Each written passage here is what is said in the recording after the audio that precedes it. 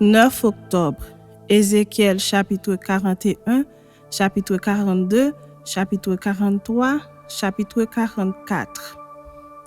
Il me conduisit dans le temple, il mesura les poteaux, il y avait 6 coudées de largeur d'un côté et 6 coudées de largeur de l'autre, largeur de la tente. La largeur de la porte était de 10 coudées. Il y avait 5 coudées d'un côté de la porte et 5 coudées de l'autre. Il mesura la longueur du temple, 40 coudées, et la largeur, 20 coudées. Puis il entra dans l'intérieur. Il mesura les poteaux de la porte, 2 coudées, la porte 6 coudées, et la largeur de la porte, 7 coudées. Il mesura une longueur de 20 coudées et une largeur de 20 coudées sur le devant du temple. Et il me dit, « C'est ici le lieu très saint. » Il mesura le mur de la maison, 6 coudées, et la largeur des chambres latérales tout autour de la maison, 4 coudées. Les chambres latérales étaient les unes à côté des autres au nombre de 30, et il y avait 3 étages. Elles entraient dans un mur construit pour ces chambres tout autour de la maison. Elles y étaient appuyées sans entrer dans le mur même de la maison. Les chambres occupaient plus d'espace à mesure qu'elles s'élevaient où l'on allait en tournant, car on montait autour de la maison par un escalier tournant. Il y avait ainsi plus d'espace dans le haut de la maison et l'on montait de l'étage inférieur à l'étage supérieur par celui du milieu. Je considérais la hauteur autour de la maison. Les chambres latérales, à partir de leur fondement, avaient une canne pleine, 6 grandes coudées. Le mur extérieur des chambres latérales avait une épaisseur de 5 coudées. L'espace libre entre les chambres latérales de la maison et les chambres autour de la maison avait une largeur de 25 coudées tout autour. L'entrée des chambres latérales donnait sur l'espace libre une entrée au septentrion et une entrée au midi. Et la largeur de l'espace libre était de 5 coudées tout autour. Le bâtiment qui était devant la place vide du côté de l'Occident avait une largeur de 70 coudées, un mur de 5 coudées d'épaisseur tout autour et une longueur de 90 coudées. Il mesura la maison qui avait 100 coudées de longueur. La place vide, le bâtiment et ses murs avaient une longueur de 100 coudées. La largeur de la face de la maison et de la place vide du côté de l'Orient était de 100 coudées. Il mesura la longueur du bâtiment devant la place vide sur le derrière et ses galeries de chaque côté. Il y avait 100 coudées. Le temple intérieur, les vestibules extérieurs, les seuils, les fenêtres grillées, les galeries du pourtour aux 3 étages en face des seuils étaient recouverts de bois tout autour.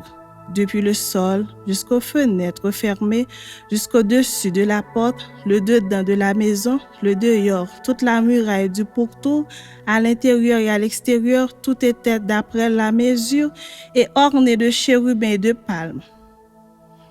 Il y avait une palme entre 2 chérubins. Chaque chérubin avait 2 visages, une face d'homme tournée d'un côté vers la palme et une face de lion tournée de l'autre côté vers l'autre palme. Il en était ainsi tout autour de la maison. Depuis le sol jusqu'au-dessus de la porte, il y avait des chérubins et des palmes, et aussi sur la muraille du temple. Les poteaux du temple étaient carrés, et la face du sanctuaire avait le même aspect. L'autel était de bois, haut de 3 coudées et long de 2 coudées. Ses angles, ses pieds et ses côtés étaient de bois. L'homme me dit, « C'est ici la table qui est devant l'Éternel. » Le temple et le sanctuaire avaient 2 portes. Il y avait aux portes 2 battants qui tous 2 tournaient sur les portes, 2 battants pour une porte et 2 pour l'autre. Des chérubins et des palmes étaient sculptés sur les portes du temple comme sur les murs. Un entablement en bois était sur le fond du vestibule en dehors. Il y avait des fenêtres fermées et il y avait des palmes de part et d'autre, ainsi qu'aux côtés du vestibule, aux chambres latérales de la maison et au entablement. Chapitre 42. Il me fit sortir vers le parvis extérieur du côté du septentrion et il me conduisit aux chambres qui étaient vis-à-vis de la place vide et vis-à-vis du bâtiment au septentrion. Sur la face où se trouvait la porte septentrionale, il y avait une longueur de 100 coudées et la largeur était de 50 coudées. C'est vis-à-vis des 20 coudées du parvis intérieur et vis-à-vis du pavé du parvis extérieur, là où se trouvaient les galeries des 3 étages. Devant les chambres, il y avait une allée large de 10 coudées et une voie d'1 coudée. Leurs portes donnaient au septentrion. Les chambres supérieures étaient plus étroites que les inférieures et que celles du milieu du bâtiment parce que les galeries leur ôtaient de la place. Il y avait 3 étages, mais il n'y avait point de colonnes comme les colonnes des parvis. C'est pourquoi, à partir du sol, les chambres du haut étaient plus étroites que celles du bas et du milieu. Le mur extérieur parallèle aux chambres du côté du parvis extérieur devant les chambres avait 50 coudées de longueur, car la longueur des chambres du côté du parvis extérieur était de 50 coudées. Mais sur la face du temple, il y avait 100 coudées. Au bas de ces chambres était l'entrée de l'Orient quand on y venait du parvis extérieur. Il y avait encore des chambres sur la largeur du mur du parvis du côté de l'Orient, vis-à-vis de la place vide et vis-à-vis du bâtiment. Devant elle, il y avait une allée comme devant les chambres qui étaient du côté du septentrion. La longueur et la largeur étaient les mêmes. Leurs issues, leurs dispositions et leurs portes étaient semblables. Il en était de même pour les portes des chambres du côté du midi. Il y avait une porte à la tête de l'allée qui se trouvait droit devant le mur du côté de l'Orient par où l'on y entrait. Il me dit, les chambres du septentrion et les chambres du midi qui sont devant la place vide, ce sont les chambres saintes où les sacrificateurs qui s'approchent de l'Éternel mangeront les choses très saintes. Ils y déposeront les choses très saintes, les offrandes, les victimes présentées dans les sacrifices d'expiation et de culpabilité, car le lieu est saint. Quand les sacrificateurs seront entrés, ils ne sortiront pas du sanctuaire pour aller dans le parvis extérieur, mais ils déposeront là les vêtements avec lesquels ils font le service, car ces vêtements sont saints. Ils en mettront d'autres pour s'approcher du peuple. Lorsqu'il eut achevé de mesurer la maison intérieure, il me fit sortir par la porte qui était du côté de l'Orient, et il mesura l'enceinte tout autour. Il mesura le côté de l'Orient avec la canne qui servait de mesure, et il y avait tout autour 500 cannes. Il mesura le côté du septentrion avec la canne qui servait de mesure, et il y avait tout autour 500 cannes. Il mesura le côté du midi avec la canne qui servait de mesure, et il y avait 500 cannes. Il se tourna du côté de l'Occident et mesura 500 cannes avec la canne qui servait de mesure. Il mesura des 4 côtés le mur formant l'enceinte de la maison. La longueur était de 500 cannes et la largeur de 500 cannes. Ce mur marquait la séparation entre le saint et le profane. Chapitre 43. Il me conduisit à la porte qui était du côté de l'Orient. Et voici, la gloire du Dieu d'Israël s'avançait de l'Orient. Sa voix était pareille au bruit des grandes eaux et la terre resplendissait de sa gloire. Cette vision était semblable à celle que j'avais eue lorsque j'étais venu pour détruire la ville. Et ces visions étaient semblables à celles que j'avais eues près du fleuve de Kébar, et je tombai sur ma face. La gloire de l'Éternel entra dans la maison par la porte qui était du côté de l'Orient. Alors l'Esprit m'enleva et me transporta dans le parvis intérieur. Et voici, la gloire de l'Éternel remplissait la maison. J'entendis quelqu'un qui me parlait depuis la maison et un homme se tenait près de moi. Il me dit, « Fils de l'homme, c'est ici le lieu de mon trône, le lieu où je poserai la plante de mes pieds. J'y habiterai éternellement au milieu des enfants d'Israël. La maison d'Israël et ses rois ne souilleront plus mon saint nom par leur prostitution et par les cadavres de leurs rois sur les hauts lieux. Ils mettaient leur seuil près de mon seuil, leurs poteaux près de mes poteaux, et il n'y avait qu'un mur entre moi et eux. Ils ont ainsi souillé mon Saint-Nom par les abominations qu'ils ont commises. C'est pourquoi je les ai consumés dans ma colère. Maintenant, ils éloigneront de moi leur prostitution et les cadavres de leurs rois, et j'habiterai éternellement au milieu d'eux. Toi, fils de l'homme, montre ce temple à la maison d'Israël, qu'ils en mesurent le plan et qu'ils rougissent de leurs iniquités. S'ils rougissent de toute leur conduite, fais-leur connaître la forme de cette maison, sa disposition, ses issues et ses entrées, tous ses desseins, toutes ses ordonnances, tous ses desseins et toutes ses lois. Mets-en la description sous leurs yeux, afin qu'ils gardent tous ses desseins et toutes ses ordonnances et qu'ils s'y conforment dans l'exécution. Telle est la loi de la maison. Sur le sommet de la montagne, tout l'espace qu'elle doit occuper est très saint. Voilà donc la loi de la maison.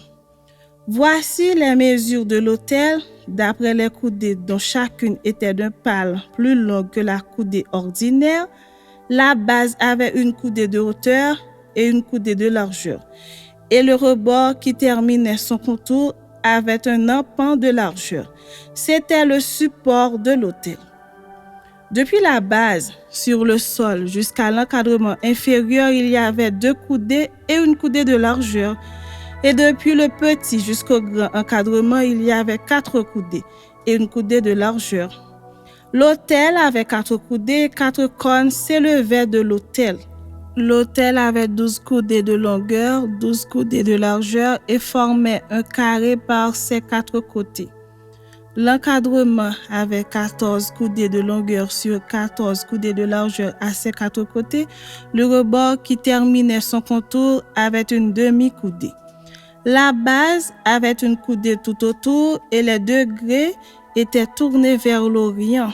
Il me dit, fils de l'homme, ainsi parle le Seigneur l'Éternel, voici les lois au sujet de l'autel pour le jour où on le construira afin d'y offrir les holocaustes et d'y répandre le sang. Tu donneras aux sacrificateurs, aux Lévites qui sont de la postérité de Sadoc et qui s'approchent de moi pour me servir, dit le Seigneur l'Éternel, un jeune taureau pour le sacrifice d'expiation. Tu prendras de son sang et tu en mettras sur les 4 cônes de l'autel, sur les 4 angles de l'encadrement et sur le rebord qui l'entoure. Tu purifieras ainsi l'autel et tu en feras l'expiation. Tu prendras le taureau expiatoire et on le brûlera dans un lieu réservé de la maison en dehors du sanctuaire. Le second jour, tu offriras en expiation un bouc sans défaut. On purifiera ainsi l'autel comme on l'aura purifié avec le taureau. Quand tu auras achevé la purification, tu offriras un jeune taureau sans défaut et un bélier du troupeau sans défaut. Tu les offriras devant l'Éternel. Les sacrificateurs jetteront du sel sur eux et les offriront en holocauste à l'Éternel. Pendant 7 jours, tu sacrifieras chaque jour un bouc comme victime expiatoire. On sacrifiera aussi un jeune taureau et un bélier du troupeau, l'un et l'autre sans défaut. Pendant 7 jours, on fera l'expiation et la purification de l'autel, on le consacrera. Lorsque ces jours seront accomplis, dès le 8e jour et à l'avenir, les sacrificateurs offriront sur l'autel vos holocaustes et vos sacrifices d'action de grâce. Et je vous serai favorable, dit le Seigneur l'Éternel. Chapitre 44. Il me ramena vers la porte extérieure du sanctuaire du côté de l'Orient, mais elle était fermée. Et l'Éternel me dit, cette porte sera fermée, elle ne s'ouvrira point et personne n'y passera. Car l'Éternel, le Dieu d'Israël, est entré par là. Elle restera fermée. Pour ce qui concerne le prince pourra s'y asseoir pour manger le pain devant l'Éternel. Il entrera par le chemin du vestibule de la porte et il sortira par le même chemin. Il me conduisit vers la porte du septentrion devant la maison. Je regardai et voici la gloire de l'Éternel remplissait la maison de l'Éternel et je tombai sur ma face. L'Éternel me dit, fils de l'homme, sois attentif et regarde de tes yeux Écoute de tes oreilles tout ce que je te dirai au sujet de toutes les ordonnances de la maison de l'Éternel et de toutes ses lois. Considère attentivement l'entrée de la maison et toutes les issues du sanctuaire. Tu diras aux rebelles à la maison d'Israël, ainsi parle le Seigneur l'Éternel. Assez de toutes vos abominations, maison d'Israël. Vous avez introduit dans mon sanctuaire des étrangers incirconcis de cœur et incirconcis de chair pour profaner ma maison. Vous avez offert mon pain, la graisse et le sang à toutes vos abominations. Vous avez rompu mon alliance. Vous n'avez pas fait le service de mon sanctuaire, mais vous les avez mis à votre place pour faire le service dans mon sanctuaire. Ainsi parle le Seigneur l'Éternel. Aucun étranger incirconcis de cœur et incirconcis de chair n'entrera dans mon sanctuaire, aucun des étrangers qui sont au milieu des enfants d'Israël. De plus, les Lévites qui se sont éloignés de moi, quand Israël s'égarait et se détournait de moi pour suivre ses idoles, porteront la peine de leur iniquité. Ils seront dans mon sanctuaire comme serviteurs, ils ont la garde des portes de la maison et feront le service de la maison. Ils égorgeront pour le peuple les victimes destinées aux holocaustes et aux autres sacrifices, et ils se tiendront devant lui pour être à son service. Parce qu'ils l'ont servi devant ses idoles et qu'ils ont fait tomber dans le péché la maison d'Israël, je lève ma main sur eux, dit le Seigneur l'Éternel, pour qu'ils portent la peine de leur iniquité. Ils ne s'approcheront pas de moi pour être à mon service dans le sacerdoce, ils ne s'approcheront pas de mes sanctuaires, de mes lieux très saints. Ils porteront la peine de leur ignominie et des abominations qu'ils ont commises. Je leur donnerai la garde de la maison et ils en feront tout le service et tout ce qui doit s'y faire. Mais les sacrificateurs, les Lévites, fils de Sadoc, qui ont fait le service de mon sanctuaire quand les enfants d'Israël s'égaraient loin de moi, ceux-là s'approcheront de moi pour me servir et se tiendront devant moi pour m'offrir la graisse et le sang, dit le Seigneur l'Éternel. Ils entreront dans mon sanctuaire, ils s'approcheront de ma table pour me servir, ils seront à mon service. Lorsqu'ils franchiront les portes du parvis intérieur, ils revêtiront des habits de lin. Ils n'auront sur eux rien qui soit en laine quand ils feront le service aux portes du parvis intérieur et dans la maison. Ils auront des tiares de lin sur la tête et des caleçons de lin sur leurs reins. Ils ne se ceindront point de manière à exciter la sueur. Lorsqu'ils sortiront pour aller dans le parvis extérieur vers le peuple, ils ôteront les vêtements avec lesquels ils font le service et les déposeront dans les chambres du sanctuaire. Ils en mettront d'autres afin de ne pas sanctifier le peuple par leurs vêtements. Ils ne se raseront pas la tête et ne laisseront pas non plus croître leurs cheveux, mais ils devront couper leurs chevelures. Aucun sacrificateur ne boira du vin lorsqu'il entrera dans le parvis intérieur. Ils ne prendront pour femme ni une veuve, ni une femme répudiée, mais ils prendront des vierges de la race de la maison d'Israël. Ils pourront aussi prendre la veuve d'un sacrificateur.